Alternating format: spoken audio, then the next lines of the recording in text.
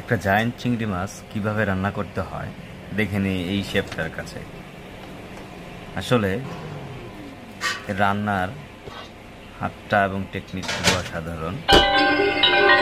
তো দেখেন কত সুন্দর করে সে চিংড়ি মাছটাকে একটা ওভেনে দিল, দেওয়ার পরে সেটা বেক করতেছে।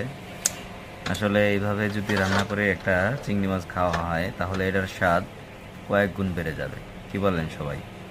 তো ভিডিওটা শেষ পর্যন্ত দেখেন আর একটা মজা নেন।